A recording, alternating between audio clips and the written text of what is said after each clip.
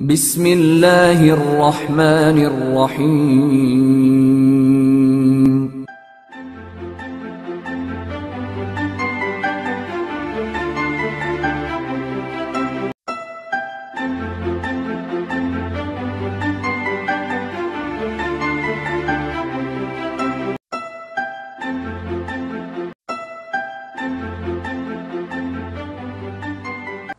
Mesdames et messieurs, bonjour.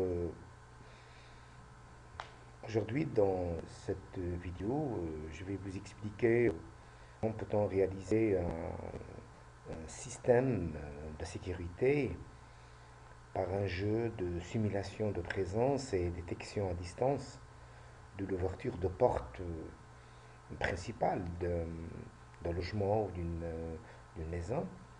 Et on utilise ça à l'aide d'un téléphone portable. C'est-à-dire que quand la porte est ouverte, on va recevoir un signal ou un message ou des sonneries du portable. Et quand je suis de très loin, je peux faire la simulation de présence de la maison.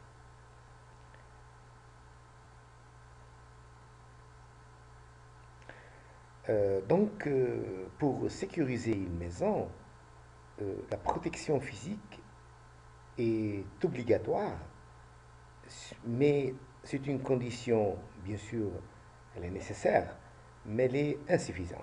C'est-à-dire qu'on doit, bien sûr, avoir une porte blindée, des serrures sécurisées, des barreaux aux fenêtres, mais il est parfois important de coupler ça à la protection psychologique. Donc l'action psychologique est un effet dissuasif, c'est-à-dire sans que le malfrat pénètre à l'intérieur de la maison, il est possible de le dissuader de ne pas y accéder. Donc, par l'incertitude et la surprise, sont des facteurs importants de la protection psychologique. Alors, bien sûr, sur un plan psychologique, quand un voleur essaye de pénétrer à l'intérieur, il est dans une situation psychologique un peu particulière, un moindre bruit, il s'enfuit. Donc, s'il sent ou il voit que la maison est occupée, il s'enfuit. Il abandonne son projet. Et justement, ici, notre appareil allume automatiquement la lumière et ou déclenche un son quelconque, que ce soit une alarme ou un récepteur radio ou, euh, ou, ou tout ce qu'on veut, à l'aide du téléphone portable, pour masquer un maximum l'absence de l'habitant et par conséquent dissuader les inconnus malveillants. Donc l'objectif final, si vous voulez, de tout le travail, de tout ce circuit, c'est une simulation de présence. Et en même temps, c'est d'être informé au moment où l'ouverture ou la porte de la maison est ouverte par un inconnu ou un malfrat.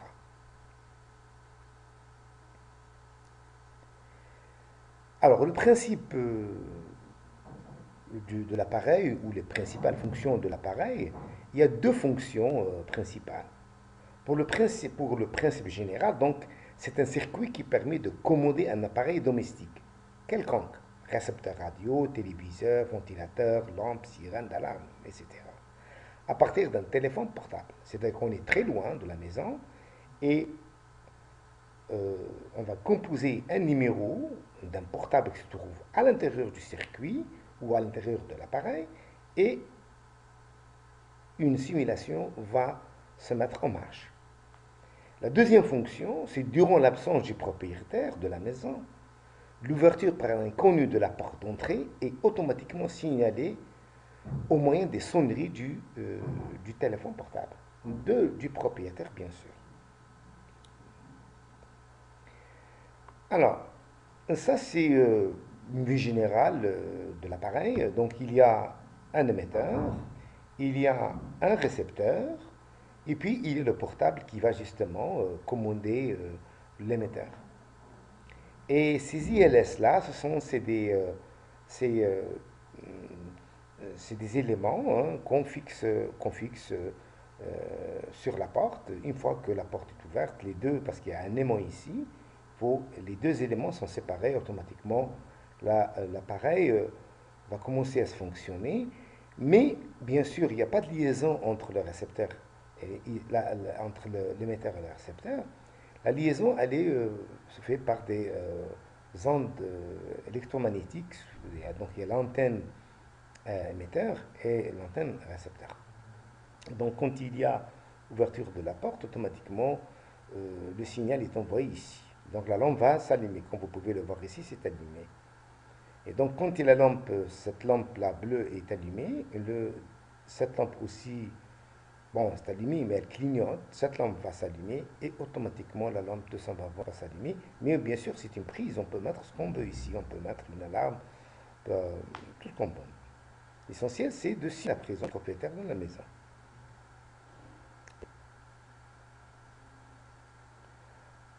Alors, vous voyez ici au départ, l'appareil est en position d'attente. Ici, donc, tout est éteint.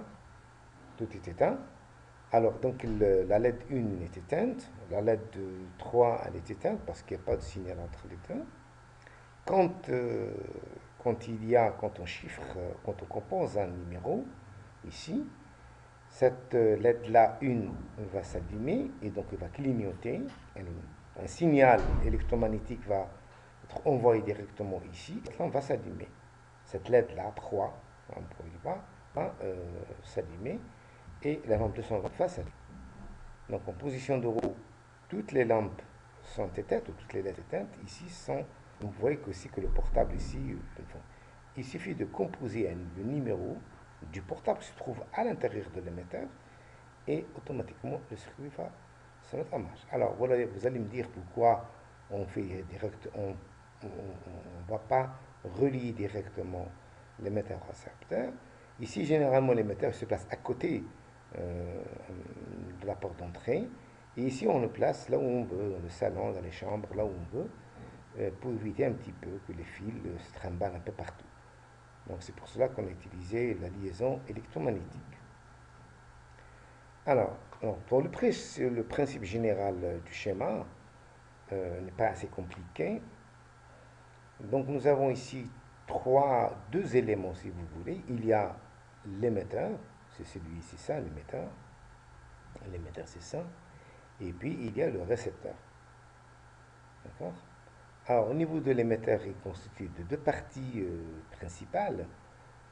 Alors la première partie, c'est justement quand on compose le numéro du portable qui se trouve à l'intérieur de la maison, qui est celui-là. Donc il y a des signaux ou des impulsions qui vont se diriger directement vers cet amplificateur de grande puissance. Et puis ce signal-là est amplifié par les deux transistors d'alertone. Et puis il y a le relais qui est excité et qui va faire fonctionner l'émetteur RF qui se trouve à l'intérieur de l'émetteur, si vous voulez. Le signal est envoyé et directement, il va être reçu ici par ce récepteur-là qui va justement actionner ce autocoupleur qui va bien sûr faire fonctionner le transistor et par voie de conséquent, le relais est excité et la lampe s'allume. Alors maintenant, ça c'est quand on compose un numéro et on va faire la simulation. Maintenant, si la porte est ouverte, donc nous avons ce contact-là qui sont les ILS. Quand il y a une ouverture, ce transistor va envoyer une impulsion directement. Cette impulsion elle sera saisie par le circuit d'Arlington qui va exciter le relais et automatiquement, à ce niveau-là, ces deux fils-là vont jouer le rôle de court-circuit cette touche-là. Et bien sûr, le numéro est automatiquement composé et on reçoit directement la sonnerie de ce portable-là intérieur. Donc l'alimentation est assurée par un régulateur à ce niveau-là. D'accord?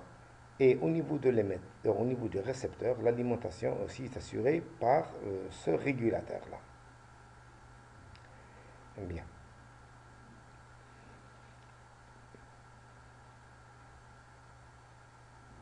l'alimentation aussi du portable, elle est directement alimentée par la tension de 5 volts directement ici.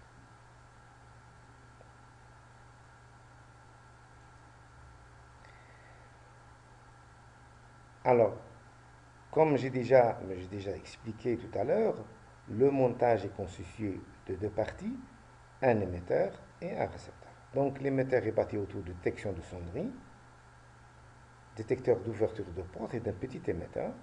Le récepteur est constitué ou composé d'un petit récepteur radiofréquence et d'un détecteur de signal émis par l'émetteur. Donc détection de sonnerie, détecteur d'ouverture de porte et petit émetteur qui va nous envoyer le signal. Au niveau du récepteur, petit récepteur RF, il va détecter le signal émis par l'émetteur et puis la mise en action d'un appareil quelconque qui peut être l'alarme ou une lampe, etc. Donc ça c'est la première fonction et ça c'est la deuxième fonction. Donc ça c'est l'explication détaillée de notre appareil. Ici c'est le premier étage de détection de sonnerie, comme c'est déjà expliqué. Donc vous pouvez arrêter la vidéo et voir le contenu ici. Donc vous voyez, c'est un amplificateur en fin de compte. Donc amplificateur, puis il y a redressement de signal, et puis il y a la mise en forme ou l'intégration du signal, et puis la fonction de l'émetteur. Alors, donc le circuit maintenant à l'intérieur de l'émetteur, quand on ouvre la boîte, vous voyez, hein, quand on ouvre le coffret là, vu de l'extérieur, on voit, donc il y a le récepteur RF, et puis la détection de l'ouverture de porte, oui, et puis détecteur de sonnerie. D'accord? Et puis nous avons ici le chargeur de batterie, donc c'est un circuit aussi qui a pour rôle de charger la batterie de ce portable, téléphone portable. Donc ici, nous avons à l'intérieur même de cet émetteur-là, nous avons ce portable-là Nokia qui est fixé sur le numéro ou le numéro du numéro de portable ou le numéro de téléphone du propriétaire. Une fois que la porte est ouverte, automatiquement le signal sera acheminé par ce fil-là ici, et donc il va nous envoyer nous avons le contact à ce niveau-là, donc et on dit qu'on appuie sur cette touche-là parce que nous avons court-circuité là avec ces deux fils-là, et le signal est envoyé par des radiofréquences.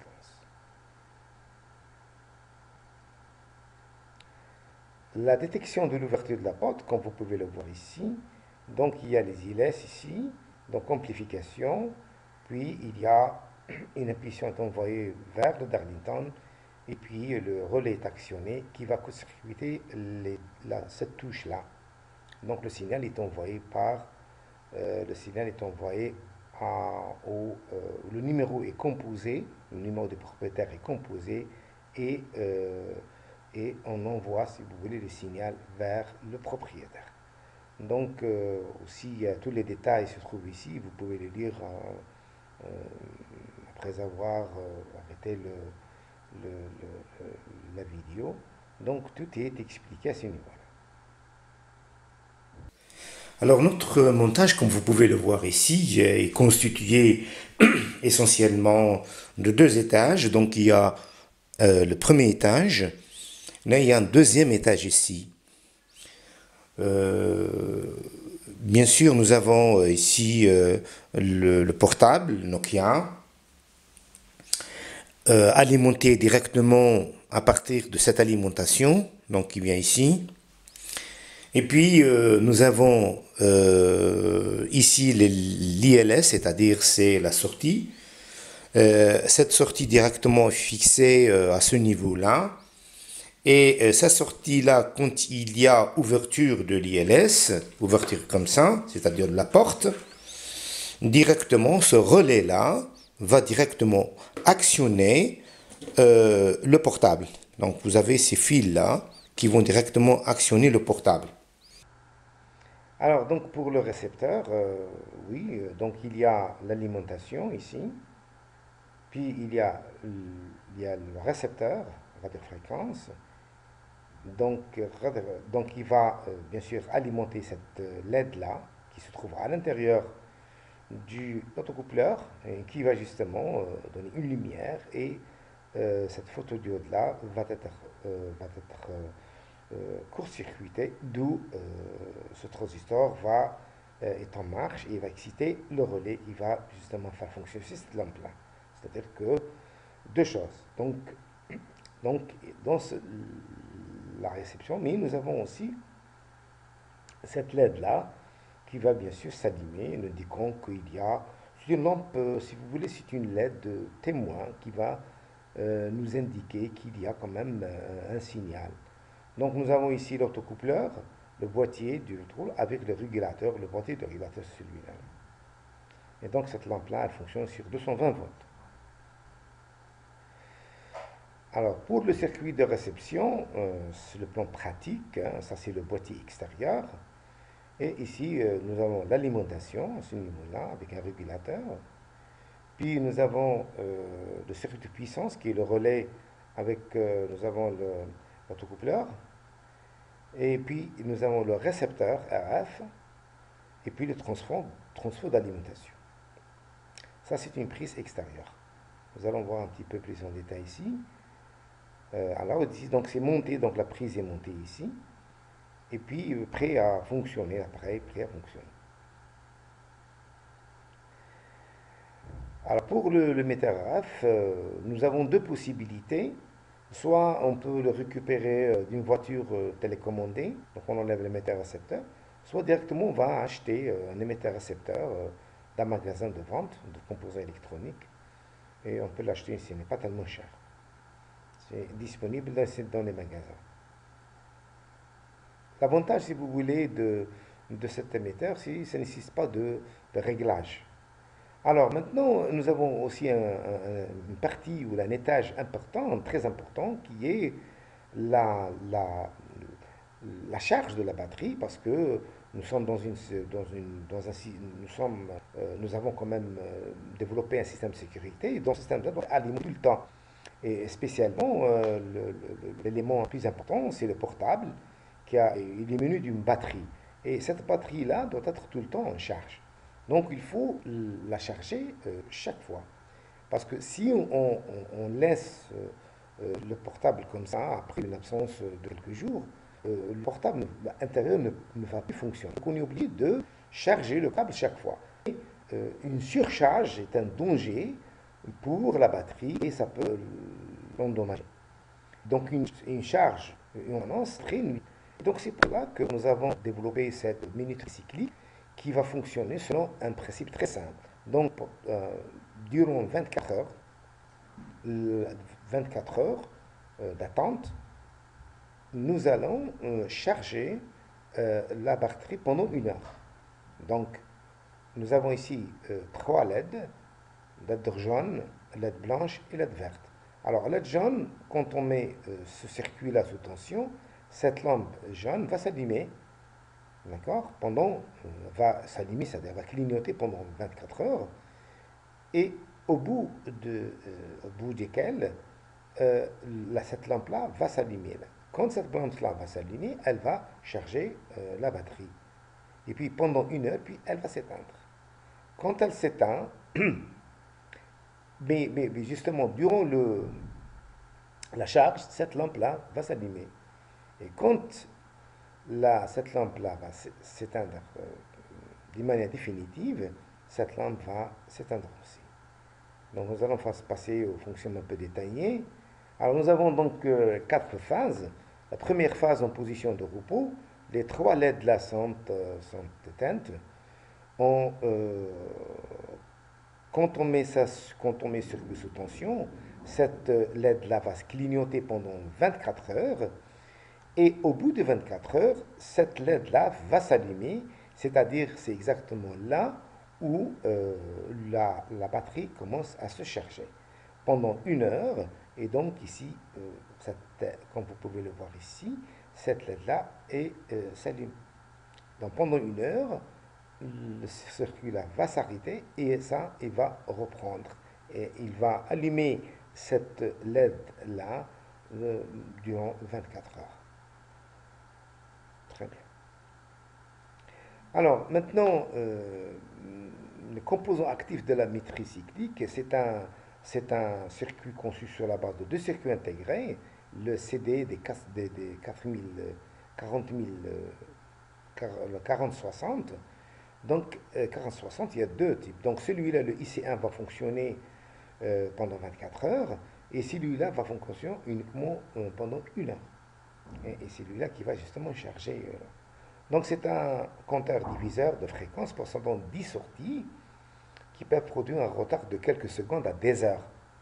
Ceci présente la possibilité de produire lui-même ses propres impulsions de comptage et la fréquence de l'oscillation interne est déterminée par des résistances et des constantes extérieures.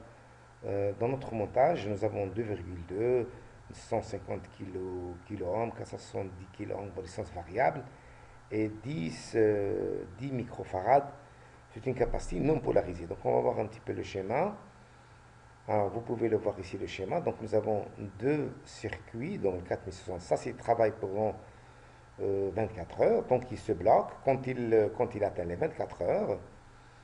Cette lampe, donc ce circuit, ce transistor-là va fonctionner et ce transistor qui est un inverseur-là va justement rendre cette broche 12 en potentiel négatif, d'où ce IC2 va fonctionner. Va fonctionner pendant 1 heure et puis au bout d'1 heure, donc il y a une impulsion positive qui va s'acheminer du 1 vers le 12, d'où il va la remise à 0 de celui-là et donc ce circuit va s'éteindre et ceci reprend du travail. Et donc la lampe cette LED va fonctionner pendant 24 heures.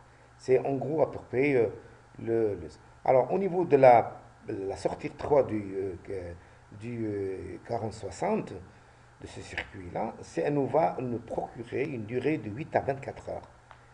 Et la sortie 1 ici, donc du deuxième, va nous donner une durée de 1 heure à 8 heures. C'est un retard d'1 heure à 8 heures. Donc vous pouvez un petit peu voir et lire ici les détails du circuit. Ce qui importe ici, c'est que cette capacité, celle-ci, c'est une capacité non polarisée, mais on peut utiliser 2 capacités polarisées en tête bêche et pour ne pas avoir une capacité polarisée.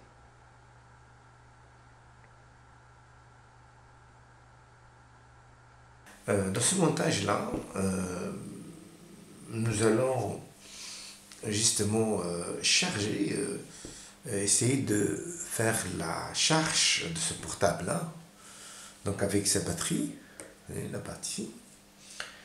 Donc quand on veut charger une batterie, un portable de ce genre-là, on place la batterie ici.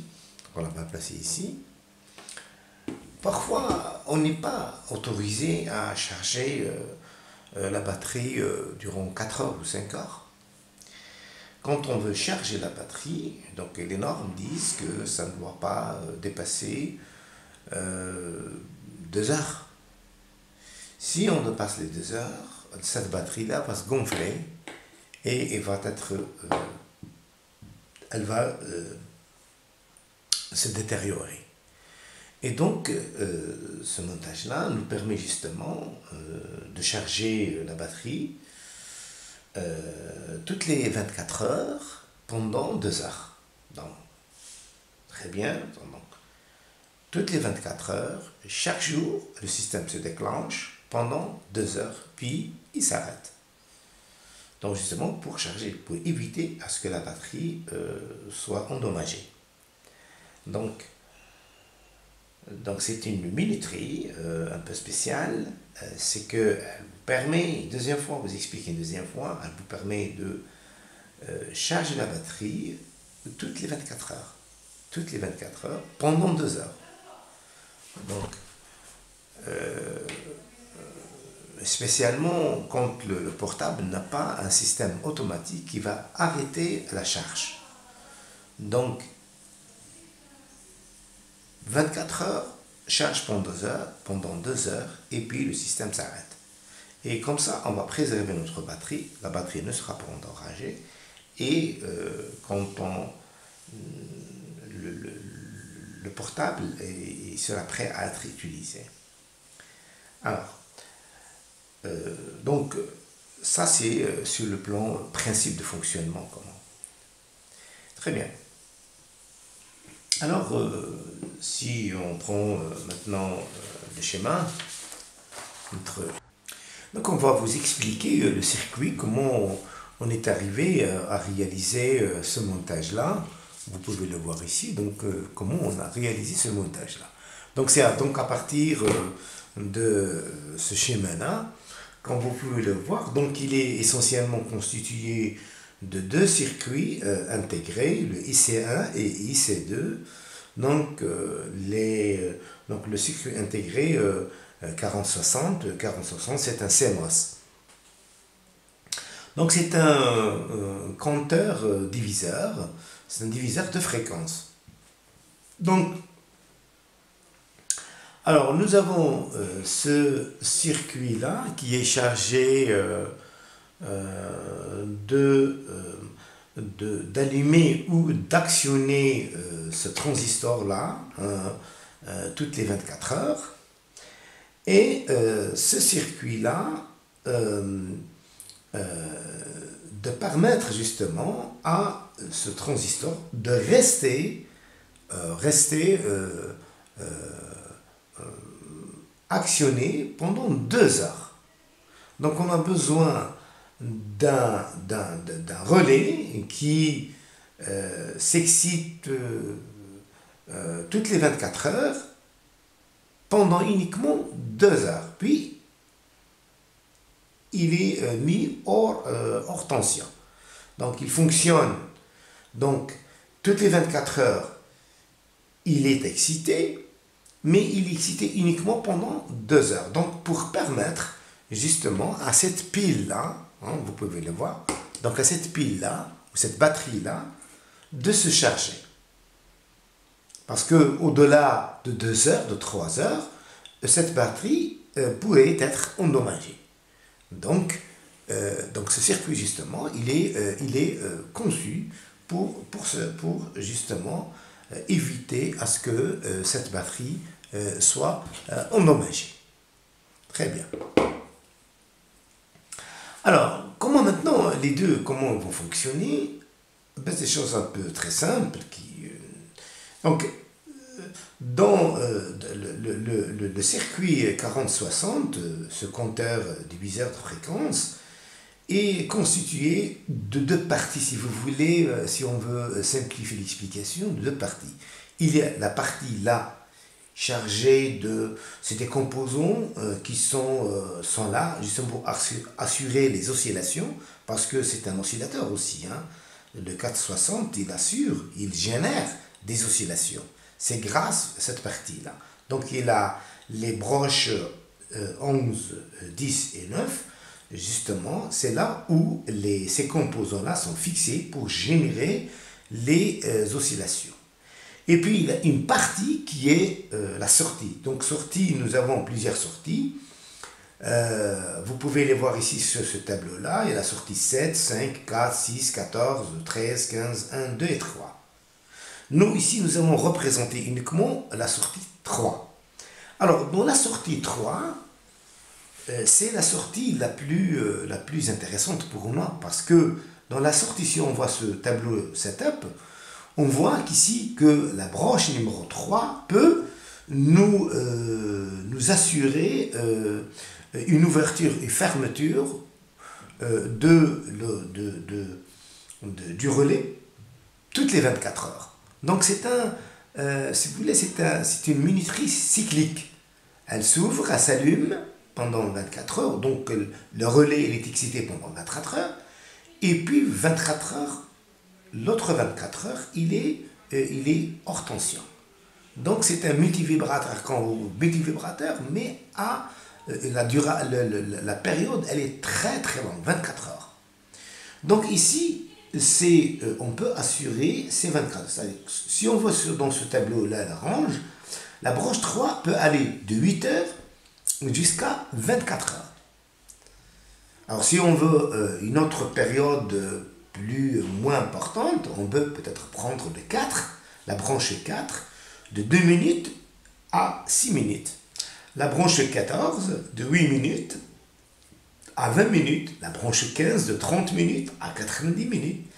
La branche 1, de 2 heures jusqu'à 6 heures. Donc nous avons le choix.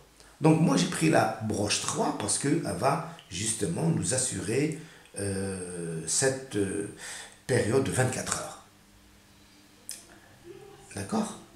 Alors, ici, une fois que nous avons monté ces 4 composants, on peut avoir les oscillations. Après 24 heures, la branche 3 devient positive, c'est-à-dire un état haut. Comme vous pouvez ici le voir, état haut. Et donc le transistor est excité. Donc le transistor est maintenant sous tension parce que la base elle est positive et le relais est excité. Alors il est excité en fin de compte pendant 24 heures. Hein? Mais il est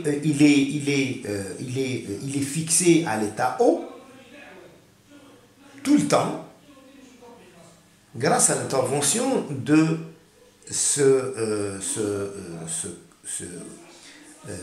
circuit intégré qui va agir uniquement pendant 2 heures uniquement. D'accord? Donc ici, nous avons la sortie qui est à l'état haut. D'accord? Une fois qu'elle est à haut, donc le transistor, il est maintenant son collecteur est négatif et automatiquement le relais il est actionné.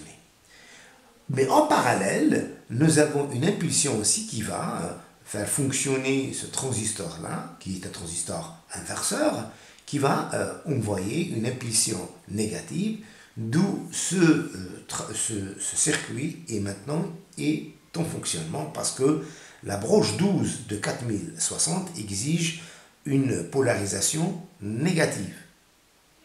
Donc c'est la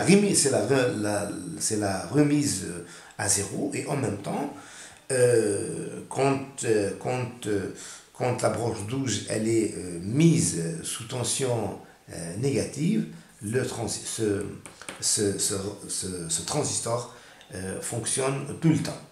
Et si on veut qu'il s'arrête de fonctionner, on lui envoie des impulsions ou carrément un potentiel positif ici à ce niveau du 12. Donc, on revient. Donc, nous avons ici l'état haut. Ici, c'est l'état bas parce que c'est un transistor inverseur. Ce transistor, ce IC2 commence à fonctionner, d'où la sortie 1 est à l'état haut. Mais la sortie 1, comme vous pouvez le voir ici sur le tableau, ici, range, fonctionne de 2 heures jusqu'à 6 heures. Donc, en fonction de la résistance variable, on peut déterminer si le 472 est au maximum, donc nous avons ici 6 heures, si c'est au minimum, nous avons 2 heures. Donc on peut régler comme nous avons besoin uniquement de 2 heures. 2 heures uniquement pour que cette batterie-là se charge. Donc nous avons uniquement 2 heures uniquement. Donc ici, à ce niveau-là, cette partie-là. Bien, alors nous avons cet élément 1 et devient positif. Donc il y a une impulsion qui va passer directement au 12 de celui-ci. Et comme on a dit tout à l'heure que si on envoie des impulsions, un potentiel positif, donc ce circuit-là se bloque. D'où, quand on envoie une impulsion positive, celui-ci se bloque. Mais nous avons aussi cette diode-là. Cette diode-là, quand cette partie où la branche 3 est au niveau positif, il y a bien sûr un potentiel positif qui se met au niveau de la branche 11, d'où tout le système est calé sur l'état haut. Donc l'état haut est fixé. Donc ici, quand il y a une impulsion, donc ce système s'arrête, se bloque. Mais il reste toujours à l'état haut. Mais celui-là, donc l'état haut, et donc le relais reste en fonctionnement, excité pendant 2 heures. Une fois que les 2 heures sont passées, ce circuit-là, donc cette partie devient l'état. Donc l'état bas revient, donc lorsqu'il devient l'état bas, et quand celui-ci devient un état bas, alors qu'est-ce qui se passe ici? Il y a toute l'état bas, donc il y a toute une remise à zéro de tous les systèmes et ça va encore refonctionner une deuxième fois. Et ainsi de suite, le système continue à fonctionner de cette manière-là. Donc, quand il y a une impulsion négative ici, donc il fonctionne pendant 2 heures, et quand 2 heures, ça veut dire que celui-là, d'abord, il fonctionne pendant 2 heures, c'est-à-dire qu'il est mis sous tension, mais l'impulsion négative n'est pas encore atteinte. Donc on va attendre 2 heures, et tout celui-là, il fonctionne tout le temps. Mais quand le 1 devient positif, ou si vous voulez, il y a l'état 1, automatiquement, celui-ci se bloque. Et il y a automatiquement une remise à zéro de tout le système. Donc, on répète d'une manière succincte. Donc, fonctionnement, donc l'état haut, ici état haut, donc automatiquement relais fonctionne. L'état haut, maintenant l'état bas. L'état bas, celui-ci commence à fonctionner, mais le 1 reste toujours à l'état bas. Bon, après 2 heures, le 1 devient positif ou à l'état haut. Une impulsion va justement remettre tout ça à zéro et l'opération à zéro, et automatiquement le relais va s'arrêter et donc il n'y a plus de tension, d'où la batterie n'est plus chargée après 2 heures. Bien sûr, la fréquence, comme je l'ai déjà expliqué, la fréquence est déterminée par ces 4 composants, 2,2, les 150 km, 150 kilo-ohms, les 470, la résistance variable, et puis la capacité 10 microfarad non polarisée. C'est une capacité non polarisée. Et puis ici, on peut changer la fréquence. On peut bien sûr avec ce potentiomètre. Si on prend la broche 3, on peut avoir de 8 heures à 24 heures en fonction de la position de la résistance variable. La même chose ici, la fréquence de ce circuit IC2 est déterminée par les 4 composants, particulièrement le 470, et on peut agir sur la fréquence de l'oscillateur. Ici, la branche 1, donc la branche 1 de 2 heures à 6 heures. Donc, quand il est au maximum, nous avons 6 heures, au minimum, nous avons 2 heures.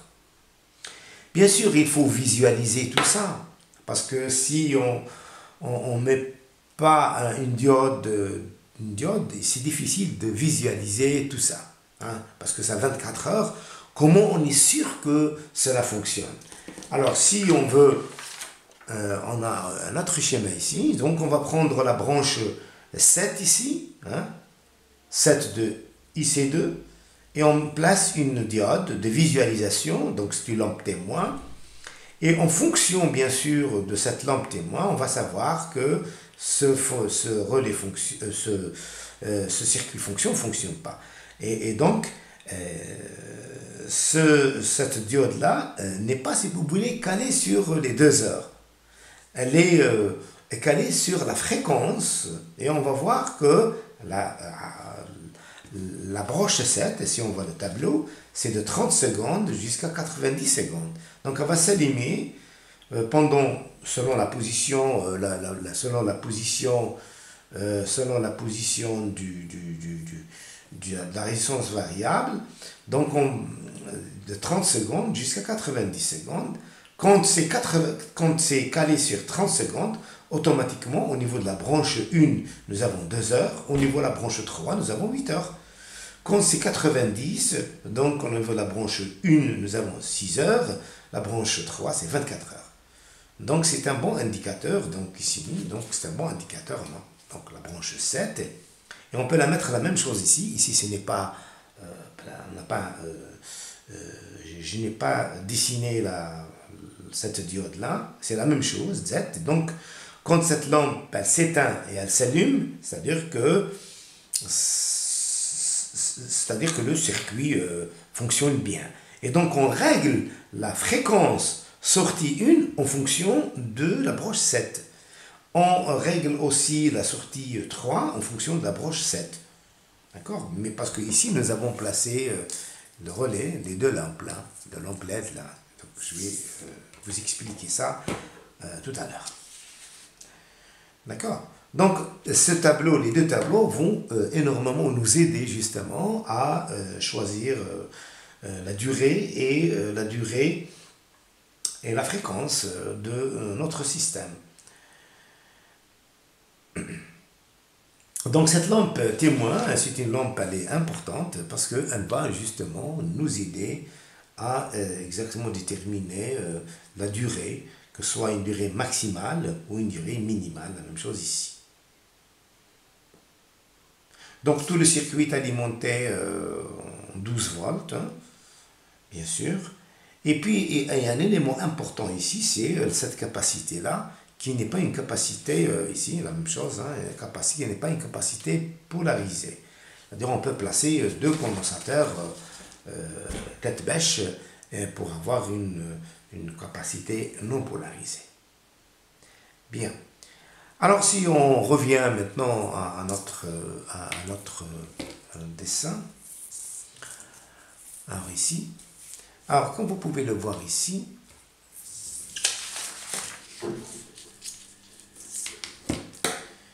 d'accord. Alors, on va un petit peu agrandir l'image. Ouais. Alors, là, le premier transistor, le premier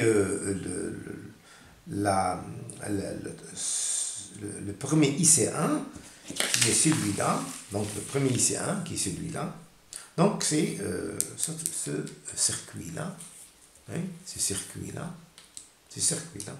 d'accord?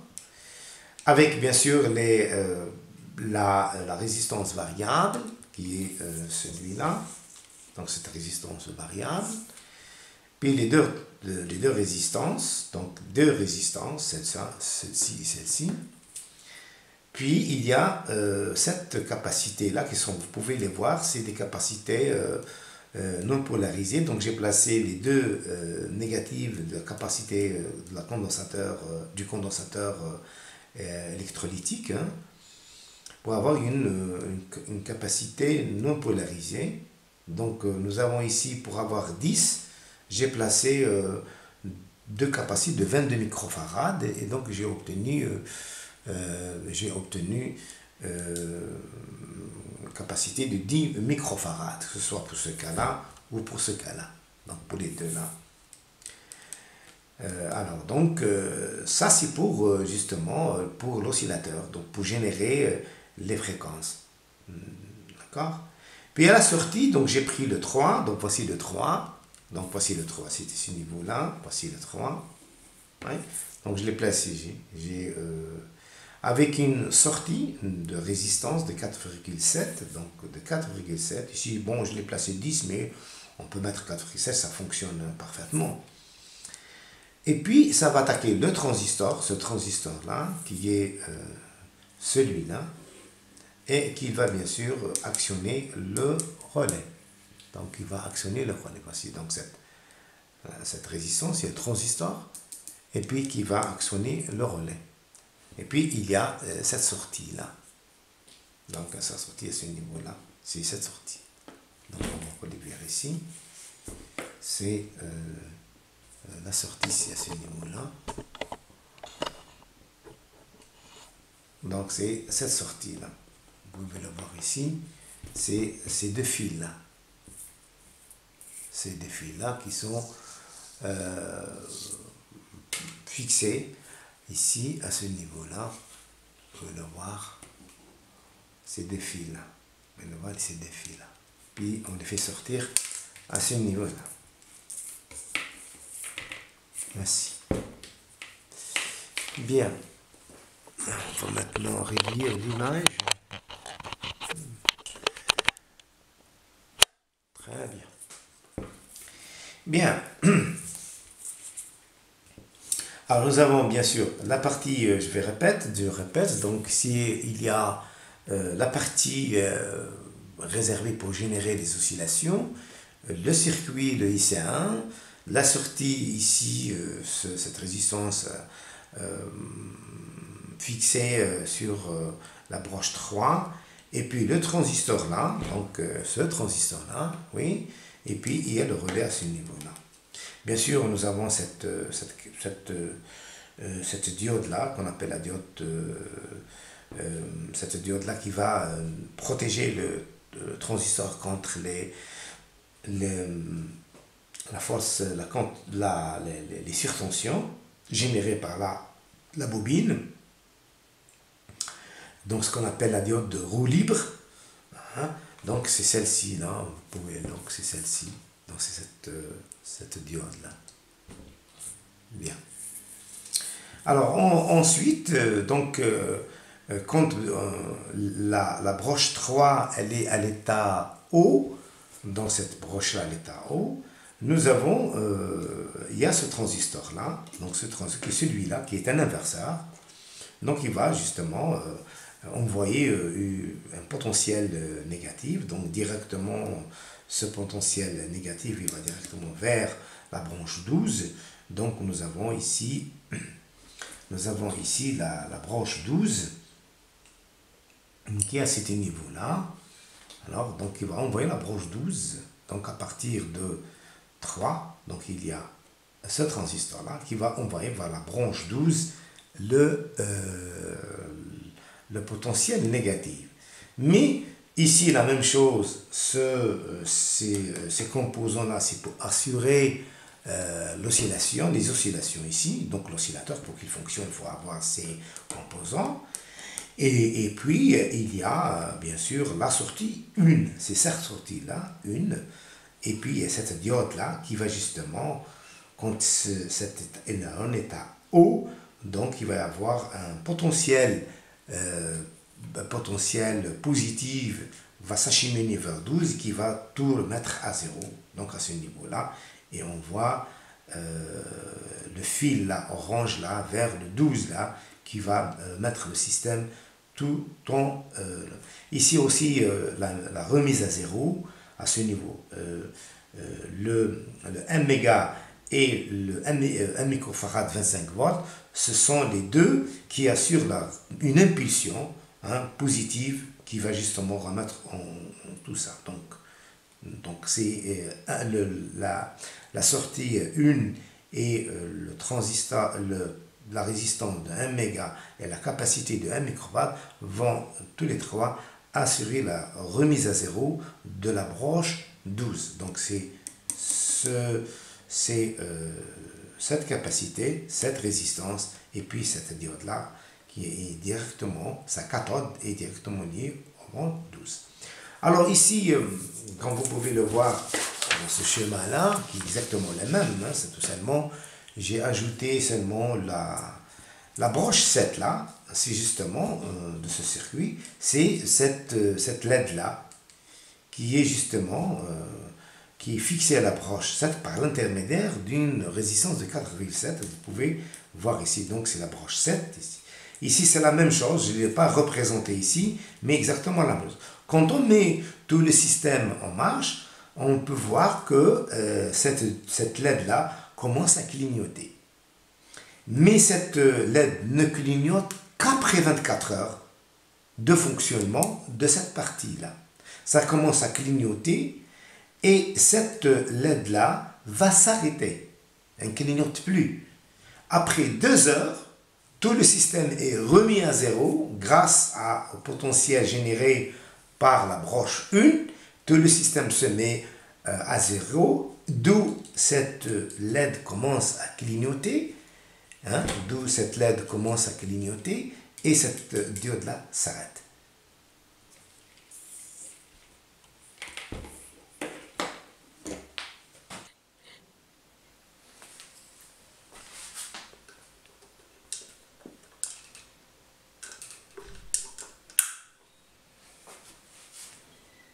Donc, comme vous pouvez le voir ici, une fois que nous avons placé l'alimentation, cette lampe LED-là commence à s'allumer. Donc, la lampe LED qui est normalement fixée à ce niveau-là, donc ici à ce niveau-là. Donc, elle va nous signaler ici, normalement à ce niveau-là, donc même à ce niveau-là, 7, qui va nous indiquer que le circuit fonctionne. Donc maintenant, vous pouvez le voir ici. Donc c'est éteint, ça va s'allumer après. Après quelques secondes, ça va s'allumer, indiquant que ce circuit fonctionne bien. Mais cette lampe-là, cette LED-là, ici, cette LED-là, cette LED-là, ne va pas s'allumer, ne s'allume qu'après 24 heures. Qu'après 24 heures, va s'allumer. Ici, regardez, ça s'allume.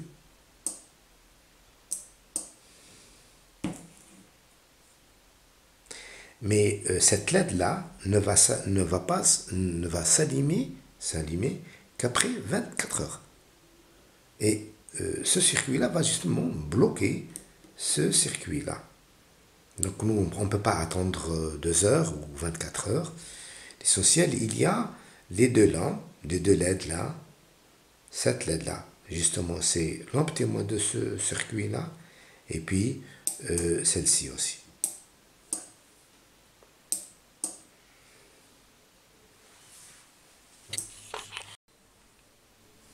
Alors, comme vous pouvez le voir ici, donc la lampe verte ici est allumée, indiquant que ce circuit commence à travailler et ce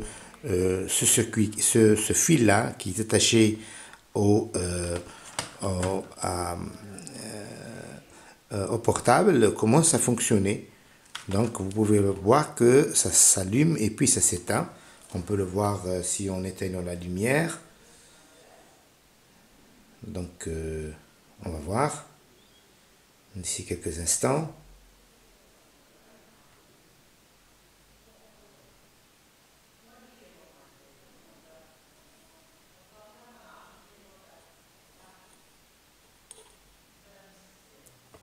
C'est allumé, donc vous pouvez le voir. Donc ici, c'est la lampe. Vous voyez, la lampe ici commence à s'éteindre. Elle s'allume et puis elle s'éteint, indiquant que on est en train de charger le portable ici. Donc, faites attention. D'accord? Et puisque ce fil-là directement il y a la tension positive et négative, et donc nous avons ici ce relais-là, avec ces deux fils-là, qui jouent le rôle d'interrupteur. Donc quand la lampe ici, cette partie s'allume, donc la lampe, donc ce circuit commence à travailler, donc le portable ici, commence à se charger par le biais bien sûr de ce fil-là. Donc ce fil-là qu'on va fixer ici à ce niveau-là, comme vous pouvez le voir ici, donc ici, et on le fixe ici. Donc le portable commence déjà à donc on peut ici à se charger. Et donc on est protégé, c'est-à-dire que le portable ne va pas s'arrêter. Donc chaque fois il est alimenté.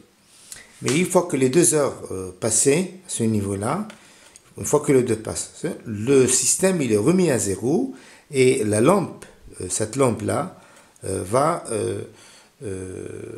encore s'allumer et s'éteindre, donc indiquant que ce circuit-là qui travaille.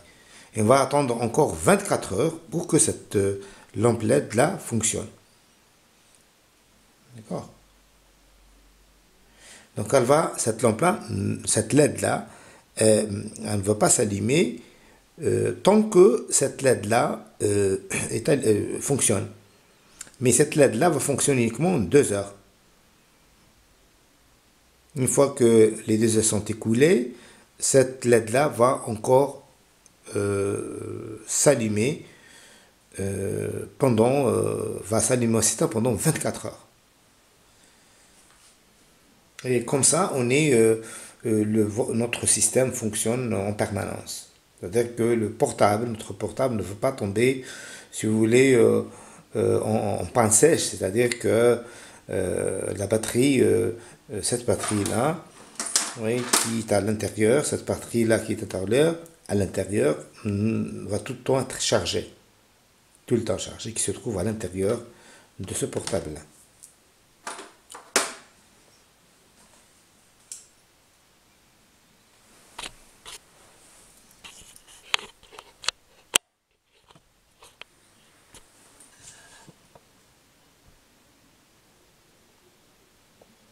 Ici, comme vous pouvez le voir, c'est tout le système ici est mis en place dans la boîte.